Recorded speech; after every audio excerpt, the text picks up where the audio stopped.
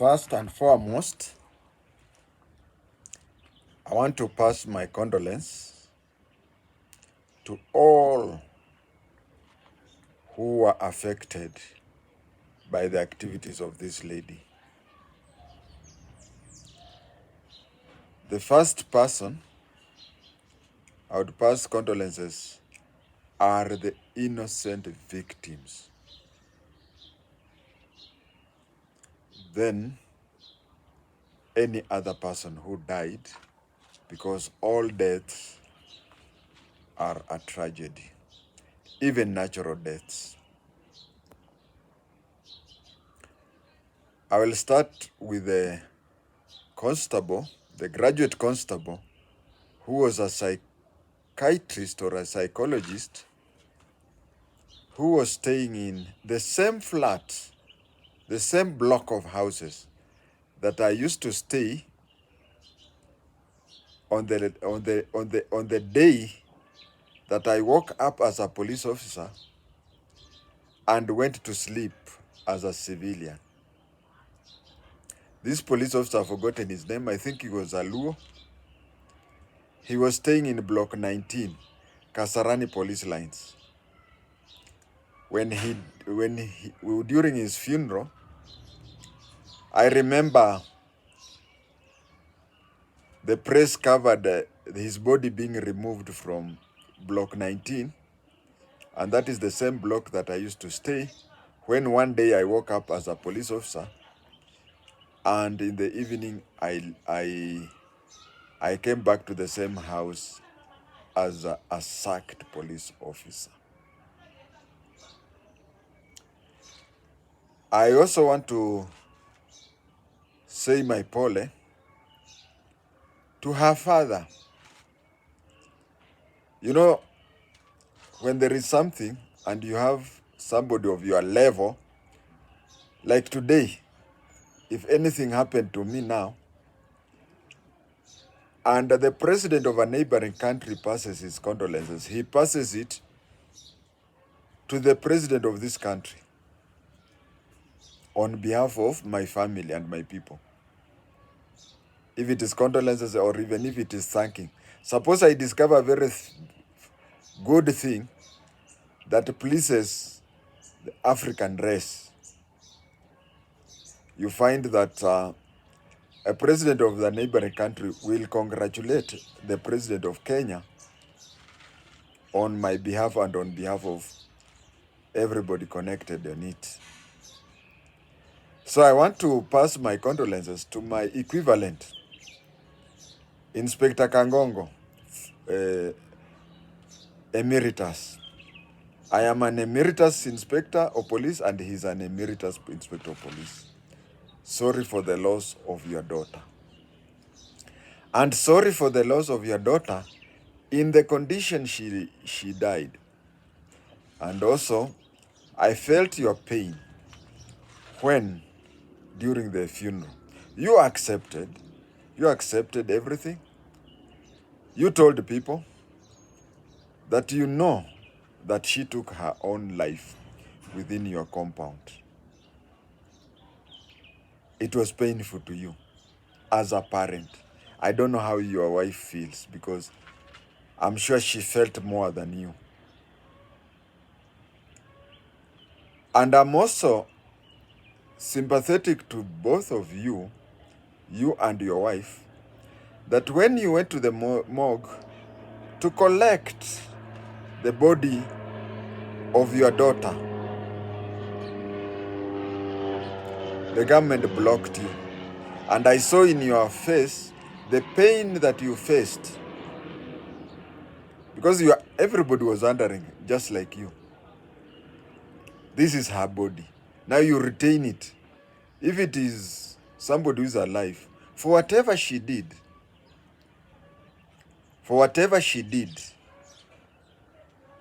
if she were alive, she could be taken to court, she could be taken to jail. But detaining the body, you just wanted the body of your child to go and bury. When the whole world had turned against her, you were there. I salute you.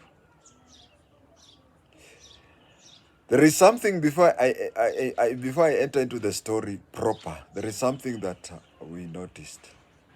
You know, when she was on the loose, the government came up and said that you see, they profile people. They profile people and come up with a list of people whom she may injure. You know, she's not known where she is. Nobody knows where she is. And so the district security, or is it county security committee, sat down. And you never know the depth of family issues. Her parents were put under police protection. Nobody has ever commented about why, when she came back, there was no security in her home. There was no security guarding her parents. Of course, we can now say at this date and time that she was on good terms with her father and her mother. But supposing she was not on good terms with her parents, for her to come all the way and shoot herself in the bathroom, suppose she was not on good terms with her parents, don't you think that more deaths would be there? Another thing, I feel the pain of the father. He joined the police, and there is no honor greater than having a military send-off. He never had it. He retired honorably. If he dies, or when he dies, he'll be given a civilian burial. When his daughter joined the police, and she did very well, as I will tell you, and when the daughter joined the police, she also had a very illustrious job. She did her job very well, as we will see. And like any parent, especially those parents who are serving or former serving officers, having children following your footsteps and the children dying and you being there. Yes, it is sad for you to bury your own child, but it is also honorable when your child is given a honors gun salute. Remember, the father did nothing.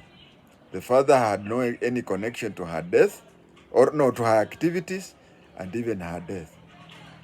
But then, for the police to look the other way around, I have seen many cases. Where a police officer dies in disgrace. It is only, and the good thing about police, and I want to thank them, is that whenever you, because when somebody was working in the police force, he or she had friends and colleagues and neighbors and so on. So when he or she seeks for permission to go and bury a colleague, you are given a paid off. You are asked, how many days do you think you can cover the funeral? You say so, you go. But you use your own fare, you use your own transport, you go there, you don't even put on uniform. The only police officers who put on uniform in such a funeral are the local police officers doing the normal crowd control. So you can see how it felt. Now going on to the topic that is of today, is of Kangongo. One thing, she was estranged from her husband, a senior police officer. How do I know? One, if she was not estranged, she would have been buried. The burial arrangements would have been made by her husband, and she would have been buried where her husband would have decided on something, whatever. But this one, it was a daughter of Inspector so-and-so who was being buried and not a wife of senior officer, county commander so-and-so. So that one shows that it was estranged. Another thing that shows that it was an estranged marriage is that when she went out on a shooting spree, she even went to Mombasa and found her estranged husband. And she wanted to kill him. Only that she wrote, you know, there people ask her now, how do you know her thoughts when she was already dead? There are some notes that she wrote, which I'll be commenting. She said that she saw him and he was on her target. But then she thought how her kids will grow up lacking both parents. So she felt that she'd rather leave the kids to be brought up by her estranged husband. And the other things that she wrote, notes that were found after she had died, was that she wrote an apology letter to this police constable graduate who, to this police constable graduate who was a psychiatrist or a psychologist, and she was trying to explain why she had to kill him. So there are some notes she made. That is that. Now she was buried as a daughter of so-and-so and not a wife of so-and-so. Any family where the parent is working in any profession, and in this case police, you find children, his or her children joining the same profession, then it is a plus for that profession. Recently there was a picture of a policewoman whose father had been promoted and she was given the honor of rank investment on her father. And her father cried. I've always said, if you are a constable and your child studies up to the university and leaves all other worldly jobs and comes and joins the police, even if that child is senior, even if that child is an inspector general, it is you who is the inspector general because you motivated him or her. So she was motivated to join the police by her father, just like I was motivated to join the police by the late Japheth Lando. When she joined the police, she did not disappoint her father. She did not disappoint her father because she was a Marx woman. She was a Marx woman. Now, Marxmen are only one goes to greet the president, and only one is the one who is given that badge. But what I know about her is that she went to the knock-off challenge. What do I mean this? Is that in every graduation, which we call passing out, in every police graduation, they do pick sharpshooters. You find that sharpshooters can be up to 20. All of them are fit to be sharpshooters. But then, only one will go and greet the president. So they go for knockout. And if you are among the 20, you are considered a sharpshooter, whether or not you'll be the one to greet the president. Now, the elimination starts this way. We have some people with physical challenges that they cannot go there. A good example, you could be the child of a senior police officer and you are short. You don't fit the hate, so you can't go. And those are people who are even hidden. They don't even appear on the parade. There could be whatever. So when they have done that elimination, you could also be a sharpshooter, but you do not know how to match. Tell your attention, quick match. Shooting, you're good, but so they eliminate that. And out of 20, you'll find that they are remaining with 15. So the 15 will have a shooting competition. They say best of 5, you find out of 15, they eliminate a few. Then again, they go to another competition until it remains 3. These 3 will now be checked on matching. You may be number 1, but number 3 is very good in matching. He will go and match and salute the president. So that way and that way and that way. So if you are among the 20 who are shortlisted for that, and she was among the 20, so she was a sharpshooter. That is hongera to her, because even though she was motivated by her father, there are some things that cannot be passed over to parents. My father was a sharpshooter. I wasn't. I didn't even fight myself among the 20, but I had eye problems even before joining the police. Before anybody goes to the comment and asks what, there is a trick you'll read in the book that I covered. I memorized the board and said and talked that and finished what. So I could not be a sharpshooter because I had some challenge in my eyes.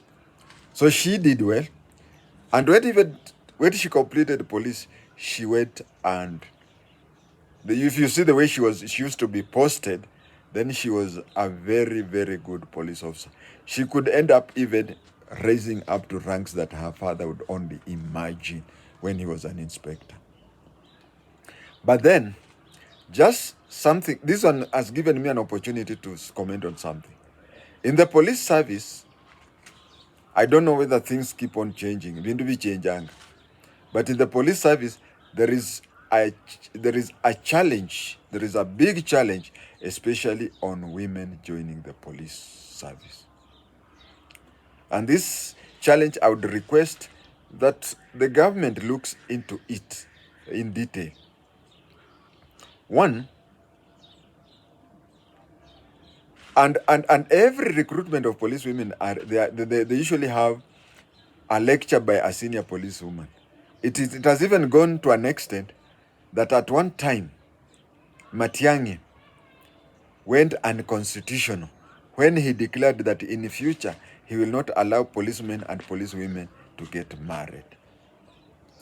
He went unconstitutional, but there is a problem there which needs to be looked into. What happens is that if you look at every girls completing or graduating, we call it passing out, every pass out, you'll find that over 10% of the girls who are completing courses are either married by instructors, college instructors, or when they go to the field, they are married to senior police officers. You'll rarely meet a policewoman who is married to a police officer of her rank. They are there, but very few. But you'll find over 90% are married by not only senior people of the same age as their own fathers. And 9% are married of the same rank, which I approve because mostly they stay well. But you'll find a few, 1%. I remember in Nakuru, we had a woman who was an inspector, and her husband was in the same station who was a constable. Ekasiba, yeah. There was Inspector Ekasiba lady, and there was Constable Ekasiba, who was her husband. And they lived well, but I say that is 1%. Now, I am trying to explain why she got married to a very senior officer, a county police commander. Age and whatever, and something that was not born out of love, usually don't last long. And that is why you find that she was in Nakuru and her husband was in Mombasa. Another thing you have to watch, you see some of these things, we see them and read them and know them without being told. Whenever there is a divorce or a separation, there is even separation which is brought about by work. During my time, only women who are married to civil servants, I say civil servants, who are stationed in places like Northeastern could work there. But you may find that when you are working in such places as Nauyapong, areas that you cannot go there with your family. Yes, your wife, your police officer wife can come and work with you. But you see a place like Amaler and all those outposts, you cannot take there. You may decide your wife, police officer wife, to work in urban areas so that your children go to good schools. They are that. But whenever there is separation, either because of family issues, you want your kids to be to go to academies and something, the government makes arrangements for your wife to be placed in such a station that whatever. And even where there is any difference between you and your wife, usually it is your wife who stays with the kids.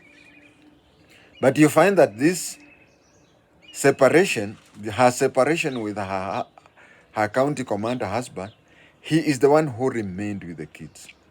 Now, what do we do here? We look at it this way. We look at it that the husband may have used his rank to forcefully stay with the kids. Whoever decided that the husband stays with the kid may also have looked at her character.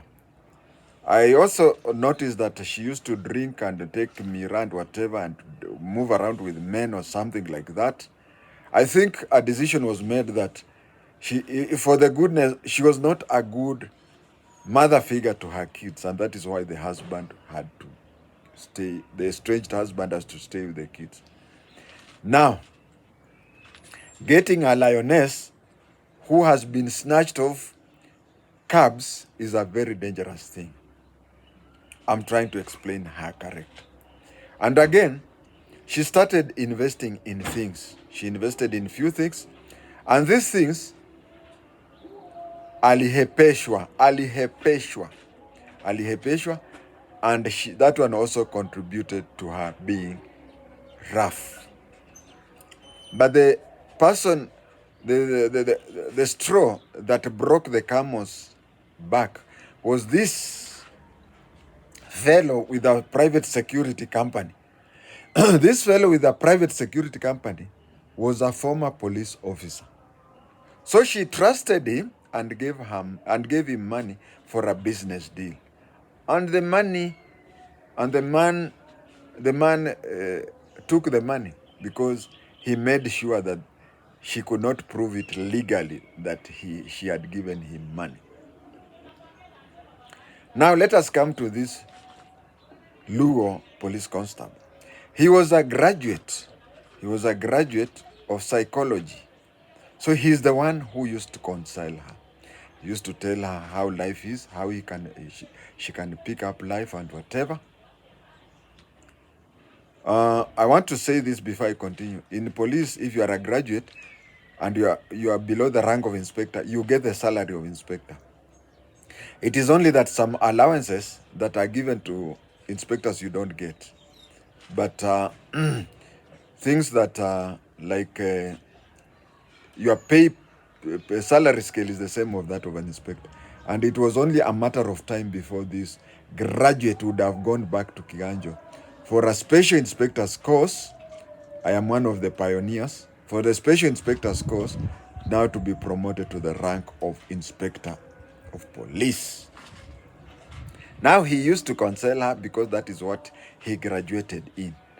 And he used to to console her. But somewhere along the road, it ceased to be a case of a patient and a doctor. They must have fallen in love. They must have fallen in love Because if he was strictly a doctor, treating a patient, she would not have felt back to. But when she killed him because she knew that if he knew that she's dead, it would have affected him. So chances of them being lovers are high. So this is how I finish off by saying her trail of movement after deciding yacht and yacht. She goes to the armory, gets a gun. Now, in the police service, this is how it is. In other services, maybe things are different, but in the police service, a police officer decides which type of a gun he or she wants and how many number of ammunitions he or she has. There is a regular time that major, the RSM, regimental sergeant major, have to look throughout, regularly check on the arm being safe and whatever, and the bullets being the same. But nobody, in fact, I don't know why people say that traffic police officers should not be armed with guns. That is a story of another day. But according to police, any police officer who is not yet interdicted can go to the armory, his station armory, get a firearm of his or her choice. In fact, even when they are going to any other work, whatever, it is you to decide which type of firearm you are to take and how many rounds of ammunition you have to take. So she just took. Then she started going around shooting. She went, the former police officer who ran a security company, they were still pulling, and he knew the money was not sent through M-Pesa, the money was given cash. There's no evidence whatever. So you just talk. When she comes, she threatens you, she does whatever. You would think, you'll just, atanipeleka wapi? After all, if she goes to court, she cannot prove her case. So the first case, she had, I think 2 or 3 reasons why she did what she did. One, she made sure that you cannot eat my money and you leave.